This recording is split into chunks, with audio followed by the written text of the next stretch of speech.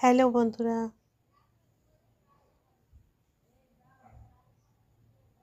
কালকে তো গুরু পূর্ণিমা ছিল, কিন্তু কাল তো আকাশ তো মেঘে ঢাকা ছিল। তাই আজকে আমি একটুখানি চাঁদের আলো দেখতে পেয়ে তাড়াতাড়ি করে ছুটে এলাম। পুরোটাই জ্যোৎস্না, কি সুন্দর আলো দেখুন। একটা কত বড় পাখি উড়ে চলে গেল আমার চোখের সামনে দিয়ে।